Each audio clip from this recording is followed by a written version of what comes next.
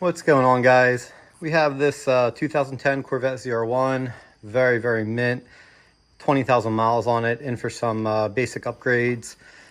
Figured I would take the camera out. What we're going to be doing to this car is we're going to be doing quite a few things, but one of the things is the CNR bricks. These are upgraded intercooler bricks. Couple different options out there. We went with CNR. Two reasons why upgrading your intercooler bricks is a good idea. One is the stock intercooler bricks can leak and even come apart, damaging your engine. And two, these are obviously going to cool a lot better. These cars are positive displacement blower cars, and they get hot really fast, especially in hot weather. It's like 100 degrees here now, so really good upgrade. Haven't seen any videos out there on a complete write-up on how to do this, and this is a very common mod, so I figured I would make a complete write-up. It's probably going to be kind of a long video, but I'm going to go over every step that you have to, everything you have to do the bricks. The first thing is getting the car up on a jack and jack stand. If you don't know how to do that, you can refer to my, I have an oil change video that I went over how to do that. It's pretty easy. Next, you're going to want to take the driver's side wheel off, and then you're going to have the wheel well cover right here, and this is the duct that goes to the brakes, and then that'll give you access to your, let me get down here, see if I can get you guys a good angle. That'll give you access to your drain plug for your intercooler tank right there. So we're going to take that off. I think that's it looks like a 16 or 17, I'm not sure. We're going to take that out, let the coolant drain, and then we'll pick up from there. All right, so what we went ahead and did was we undid this little fill port right there. It just takes a you can see a flathead screwdriver, and that has the coolant draining out pretty good. You can see a nice steady stream right there. So we're going to let that drain out, and then we'll start taking things apart. But yeah, we're going to let it all drain out and try to get the system as empty as possible.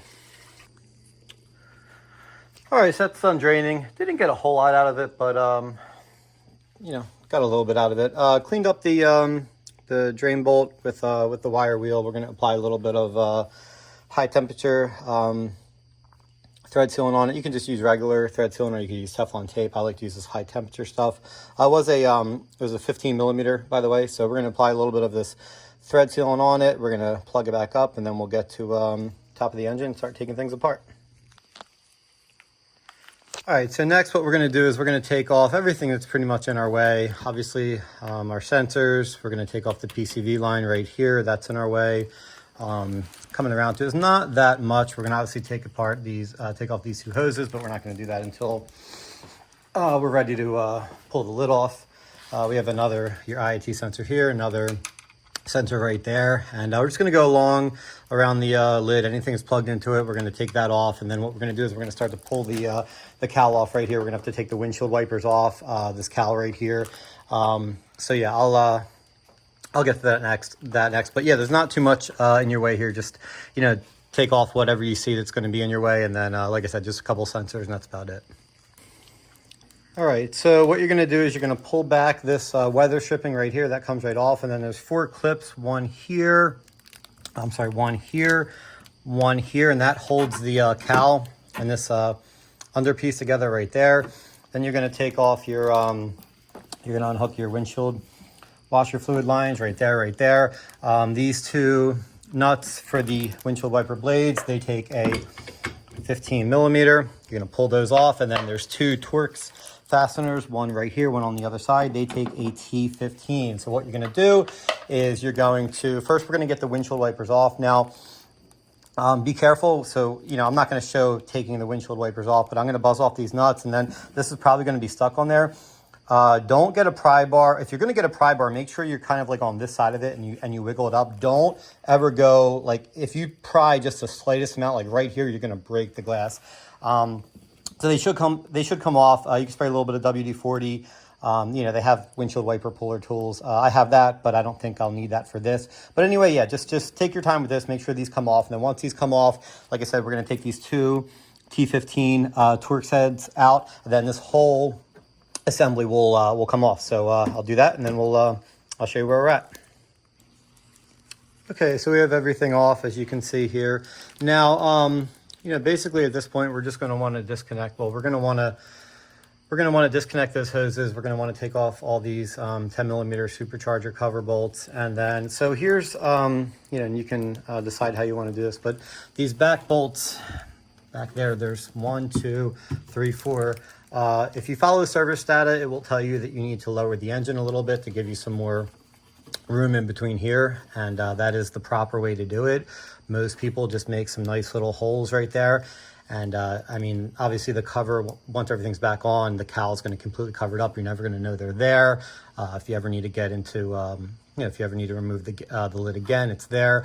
I gave the customer the choice whether he wanted to you know, do it the quote unquote right way and drop the engine a little bit, or if you wanted to do this. I showed him pictures of what the holes look like, and he said just make the holes. So you know, again, this is not, you know, you know, not following, this is not the way the service manual tells you to do it, but you know, it's pretty much the way that mostly everybody does it. So what I usually do is I take a I'm not going to show you while I'm doing this. I'm actually, my friend's going to come out here, and I'm going to, as I'm cutting, he's going to get the vacuum and just vacuum up any of the debris that that comes off. But I take a hole saw and I just line it up here, here, here, here, and then I get a Dremel with a carbide bit, and then I go around the holes just to make them look clean. So I'm going to do that, and then I'll show you what the holes look like. Again, you know, if you're doing this on your own car, you can, you know, make the decision whether you want to, you know, drop the motor a little bit or do it this way. Like I said, I did explain to the customer that he has both options, and he chose to go with this one. I recommended this one, and he was cool with it. So yeah, next we're going to get those holes cut, and then we'll start pulling off the blower lid bolts, and then we'll get our blower, we'll get our lid off. All right, so we just got done making the holes. How I do it is I take a hole saw. This is about maybe 3/4 of an inch or so. I line it up where the bolt holes are. And then after I'm done making the hole, I take a Dremel carbide bit and I go around the holes and I clean them up. I also have a helper using a shop vac as I'm doing this. So we're getting up any debris. And then when we're done, it's already done, but I took a blow nozzle, and you can see the holes come out pretty much looking like that. They're really clean. They're nice and round. Like I said, you know, they're obviously going to be covered up, but that's clean. I mean, if you are going to drill into it, you know, you want to make it look nice and clean like that. Like I said, it's not the, you know, not the OEM way to do it, but this is pretty much the way everybody does it. And if you're going to do it like that, take a little bit of pride in your work and make it look nice. So I think that looks good. And now we're going to take the blower off and get these bricks in. Okay, so now what we're going to do is we have a 10 millimeter on a 1/4 inch ratchet. We're going to go around the perimeter of the blower, and we're going to loosen these all by hand. You can do them with a impact on if you want, but I like to do them with my hand, and then I'll zip them out with the impact on. But yeah, we're just going to go around the whole perimeter. We're going to get these loose. We're going to take them out, and then what we'll do is after we take these out, we'll disconnect these hoses. That way, once they start dribbling, we'll be able to, you know, get the blower lid off, and we won't make too much of a mess. So yeah, I'm going to go around the whole perimeter of the lid, get all the bolts out. The ones back here, when you break them loose, you can make sure you have like a little magnet so they don't fall when you do it. But yeah, we're going to, like I said, we're going to buzz these all out, and then we're going to disconnect the hoses right here. I'll show you how to do that, and then we'll take it off.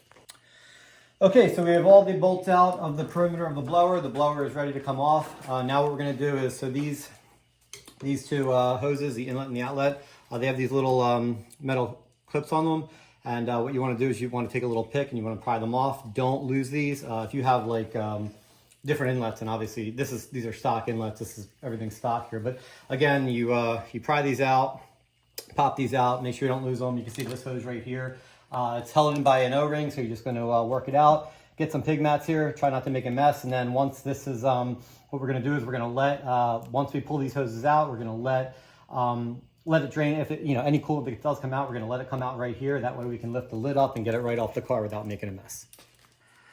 All right, so off comes the lid. As you can see, here's why we're also going to install a catch can. And this is why you want to install a catch can, because there is oil everywhere. That's just from the PCV system. You know, the blower sucks it right out of the you know, the blower. You know, the PCV goes right into the blower, and you know, it's pretty normal to see this without a catch can. So we're going to make sure that we clean this up real good, and you shouldn't have this issue after we install a catch can. But yeah, we have everything off.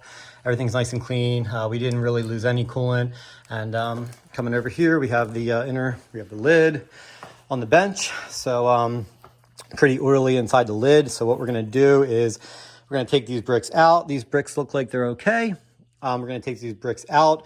We're gonna completely clean, we're gonna spray a bunch of brake clean in the lid, clean it out, clean the blower, and then get it prepped for the new bricks. So yeah, gonna clean everything, do a really nice cleaning right now, and then we'll get to installing the CNR bricks. Okay, so everything is out. We I took off the water manifold right there, took out the bricks. Everything is we're gonna obviously clean it up. I did get new so we're gonna be reusing these gaskets. They're very pliable, they're fine. I did get new gaskets for this water manifold, so I'm gonna take those off, put new gaskets on there, and yeah, I mean, basically we're just gonna, like I said, we're gonna clean everything out, put the new gaskets on here, get the new bricks in there, get these adapters out of here, put them in the new bricks, and then I'll show you guys the new bricks going in and bolting everything down. All right, so we have the lid cleaned. Now I'm going to be putting Loctite on the new bolts. So what I'm going to do is I'm going to take this. This is all these bolts are M6x1, and this is an M6x1 thread chaser, and I'm just going to clean out all the bolts. I'm going to clean out all these, all the ones in here, basically even the ones in the blower. So I'm going to basically just be taking this little thread chaser, cleaning out all the holes, just like that. And then, like I said, I'm going to do that on all of these. I'm going to do that on the bolts that go in this water manifold, and then we'll be ready to install the bricks. But yeah, definitely want to. There was a little bit of Loctite on the bolts that came in the manifold. I have those over there. These don't have any Loctite on them, but yeah, I do highly recommend that all this stuff you do put a little bit of Loctite on it. That way, you make sure that nothing backs itself out, and just blue Loctite, easy stuff to remove. But yeah, I'm going to go ahead and I'm going to clean up all these threads, and then we'll get the bricks installed. Okay, so we have the bricks in here. We have the adapters, or whatever you call these, in there. These take a 4mm, so these bolts right here, they take a 4mm Allen. You can see if you come in here, the design, they have bushings there, and then they have a washer. They have this little shank. If you look at this, if you look at the bolt right here, they have this. If you look at the bolt here, Mike. If you look at the bolt right here, it has a little shank, and it goes through that. And basically what this does is it prevents them from backing out from vibration. So really nice design. So what I'm going to do is I have a little bit of Loctite on every one, just a little bit. Blue thread locker, easy to remove. I'm going to run these all down, get these all started, basically. And then what I'll do is I'll run them down with the, just got to wiggle it around a little bit. There we go. So I'm going to get them all started. I'll run them down with the electric ratchet, and then what we'll do is we will torque it to spec, which is 89 inch-pounds. So let me get these all in there, and then we'll get out the torque wrench and we'll torque everything down. Okay, so all the bolts are run down. Now you want to take out your torque wrench. This is an inch-pound torque wrench, and you want to torque everything down to 89 foot-pounds. 89 inch-pounds. Inch-pounds, not foot-pounds. There we go. So we're going to do each one. A little bit of Loctite, torque down the spec. Shouldn't have to worry about these guys going anywhere. And then once I'm done with these, I'll go over it one more time, make sure everything's torqued down the spec. We'll clean the blower off, and then ready to go back together. All right, let's finish this up and put it back on the car. All right, so the lid's back on. We're just gonna run all these bolts down. No Loctite on these. There's a ton of them. I'm gonna run all these down. The torque value for this is 44 inch-pounds and then 89 inch-pounds. Basically, you're just gonna seat them all. With something big like this with a gasket, a lot of times when you tighten down one side, the other side will come up a little bit. So I'm just gonna get my little, get a little impact on it, run it down by hand, just kind of walk my way around the blower, get everything seated, then get out the torque wrench, torque it down in a nice crisscross pattern, and then we'll be ready to fill and bleed the system, and I'll show you how I do that. All right, so everything is seated down just like everything else, 89 inch-pounds. So we're gonna work our way from the inside and just kind of jump around a little bit, but let's get the ratchet going the right way. Yeah, we're just gonna do one here, on there. Going to jump around. I'm not going to show you the whole thing. Jump around to that side, come here, come here. Pretty much just do a whole little crisscross pattern, and then go over everything once or twice again, because like I said, when you bolt these down, the other side's going to want to come up just a little bit. So sometimes you got to run through it and, you know, torque it 2 or 3 times to really get it fully seated. But yeah, we're going to torque down everything else, and then we're going to fill it up with coolant. Okay, so everything's hooked back up. Make sure that these are in place, and they are. Don't lose these clips.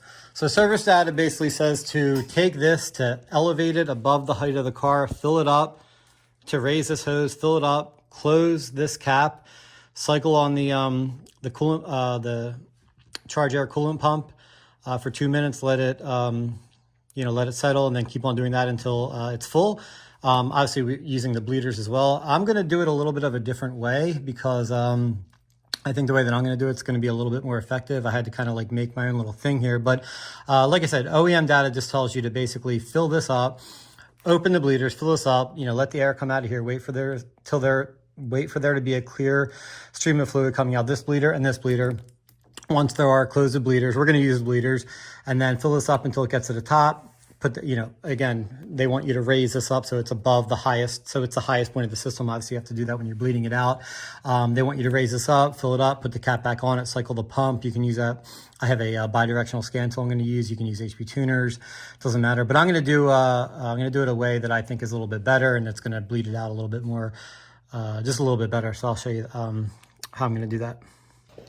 Okay, so this is what I decided to come up with. Basically, just a clear tube that goes from the fill port up to the spill-free funnel, and I have both bleeders cracked right now. And obviously, this is going to be at the highest point of the system. So right now, I can hear some air coming out of the bleeders. I just think this is a much better way than the service manual tells you to do it. A little bit more work, obviously, but it should work better. So yeah, I'm just gonna, this is gonna continue to burp out. Might take a while. Like I said, I have the bleeders open. We're gonna wait for, there we go. So fluid's coming out of this one, and there we go. So a clear stream of fluid is coming out of that one, and I can hear air. You can see it spitting out air on this one. You can hear it. And looks like we have a clear stream of fluid on this guy. A little more air. That's a clear stream right there. All right, so the bleeders are now full. This is taking more in. And then once this doesn't take any more in, what I'm gonna do is, and I'll show you in a second. So I have my scan tool hooked up right here, and I have the charge air coolant pump commanded off right now, but when I command it on, it will turn the pump on. I'm not going to do it now because this will come kind of bubbling out because there's still air in the system. But once this doesn't go anymore, I'll put the video back on, and you'll see me commanding this on and off. And we'll basically just wait until this doesn't have any more air bubbles coming out of it, until the level doesn't drop anymore, and then we'll know that it's 100% bled. So kind of a pain in the butt to do it this way, but you know that it's going to be bled properly when it's done. All right, so the bleeders, they're completely, the bleeders, it was squirting out air for a while. Now it's just a steady stream. So I closed the bleeders. You can see this is not bubbling anymore. So now what I'm going to do is, like I said, the factory service manual will basically have me doing this, raising the, so I'm just making this the highest point of the system, but they would have me raising this hose up, filling it up, closing it, and then cycling the pump this way, just like if you were filling up a radiator. Basically what I'm going to do here is I'm going to turn it on. And we'll see. Now that's normal right there. We're going to keep it on for a little bit. We're going to let it cycle. And right now it's actually a good sign. If there was air in the system, it would be kind of bubbling up here. You can see a little bit of some bubbles coming up, but not much. So we're just going to let this cycle for a little bit. And then what we'll do is, so we're going to monitor the level in the funnel. So we'll turn it off now. All right, and now what we're going to do is we're going to let it drop. And this is already pretty much bled out. This is good.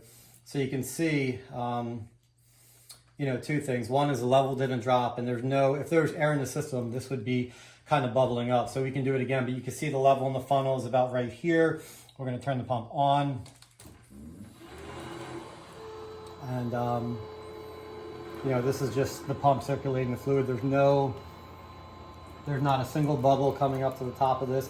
I'm gonna let this run for about, I don't know, probably about a minute like this. I might do it 1 or 2 more times, but you know, if I do it a couple more times and this level doesn't drop, then I know that we're bled. Also, it took about, I drained out a little bit over a gallon of coolant, and this took a little bit more than a gallon, so it's literally taking the exact amount that I drained out. So I'm gonna do this a couple more times, and then you know, at that point, it's definitely gonna be bled. I'll take it out, I'll do a data log, I'll make sure that the you know, the intake IAT2s are where they're supposed to be and there's no air bubbles in the system. But this is you know, this definitely looks good to me. So let me do this a couple more times, and then I'll get my siphon, I'll siphon this all out, put the cap back on, and that'll pretty much be it. So yeah, that's exactly how you would you know, the whole process of, you know, doing a intercooler brick install. If you were going to put the Kong Gen 3 lid on it, you know, you're pretty much doing the same thing. You're going to remove the a little bit of air coming out there. So that's good right there. Like I said, I'll do this a couple more times until I see nothing coming out of there. Yeah, if you were gonna, whatever bricks you're gonna use, the Kong HD bricks, if you're gonna do reinforced bricks, a different lid, you're gonna have to take the lid off, you're gonna have to bleed it out. Now, if you don't have, if you are upgrading, so this just has a stock manifold and a stock line with the stock fill port. If you are gonna be upgrading your system, and you're going to put, let's say you want to put inlets, and you know, you're going to put some fancy hoses on it or whatever, you're going to want to make sure that you keep this fitting in line with one of the hoses, because if you don't have a trunk tank, it's going to be really hard to get all the air out of the system. So, you know, however you're going to, you know, like I said, there's a lot of people have, you know, full, you know, so however you have these lines coming out of here, you need a fill point, and it needs to be the highest point of the system. That's basically, what you need. So like I said, I'm going to cycle this on a couple more times. I'm going to make sure there's no air bubbles that come out, and then we're going to call it good. Okay, so we're all done here, siphoned everything out. So service data tells you to raise this up. Like I said, fill it up, wait for, you know, wait for the bleeders to do their thing, and then basically close it, cycle the pump, keep doing that, open it up until it doesn't take any more fluid. And you can see that the way I did it, I think it works better to raise this all the way up and fill it with a funnel. It's just going to be kind of messy. It's a really small opening, but they tell you to, you know, run the pump like this, turn it off for maybe 15 or 20 seconds, let it settle. But you'll see that I did this a couple times. Once I take this cap off, it's going to be full. And yeah, we can take it off now. And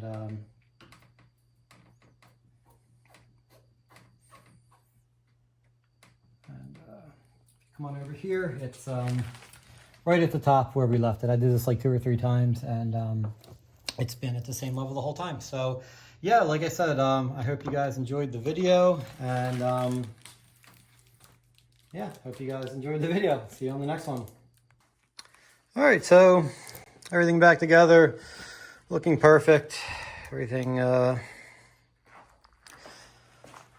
looks good. Got a couple more things I need to do on this car. I'm not going to be making any videos of those things. Couple little things. So it's got an intermediate, like intermittent long crank, no start when it's cold. I'm going to log that, try to figure that out. Doing a complete fluid flush, all the fluids, a couple other things as well. But yeah, I just figured I would do the make a video of the bricks and the catch cans. I thought those were the two, like, really, you know, there's 2 very popular things that a lot of people do. And I didn't see any videos, like a full, you know, like step-by-step guide on how to do those things. So I just figured, you know, why not make a video? So I hope you guys enjoyed. I already know I said that like 3 times, but yeah, like I said, going to do some other things with this car. Should be coming back in a couple months, maybe like winter time, for what might be a pretty big build. So I might be seeing this car again in the near future. I hope we will. But yeah, that's it for now. Thanks again for watching.